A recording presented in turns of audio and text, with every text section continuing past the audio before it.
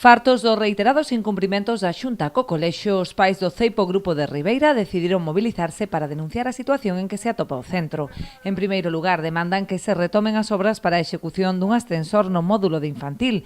Malia que tiña que estar finalizada a finais do pasado ano, permanece paralizada, impedindo o uso dos aseos e reducindo o espazo de varias aulas de educación infantil. Obras paralizadas, dúas aulas de infantil cortadas con tabiques de pladur, e o alumnado de todo o colexio, da parte de abaixo do colexio, utilizando un baño químico que está situado no patio traseiro do edificio, o cual que nos parece que en pleno inverno é rirse de un.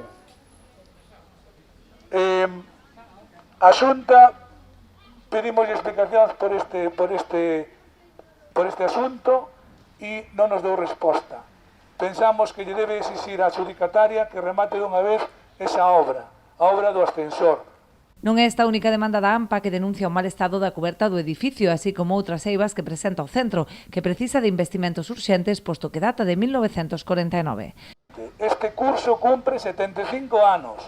Estamos diante dun edificio do ano 1949 e, aínda que tivo as súas reformas e as súas melloras de cara, necesita melloras integrais, igual que o edificio de infantil, igual que o edificio da vella comisaría, que se ten que reestruturar e se ten que acondicionar para que o noso alumnado non este como hasta ahora saturado e metido, que non temos ningún aula de usos múltiples, ningún aula de informática, ningún laboratorio, por non hai ningunha sala de mestres que se teñen que reunir en un aula, no mobiliario dos nenos e das nenas, igual que o Consello Escolar, igual que a AMPA. O sea, é de vergonza que o Colexio Público de Ribeira, o colexio urbano onde hai casi medio milleiro de alumnos e de alumnas, estén nestas condicións.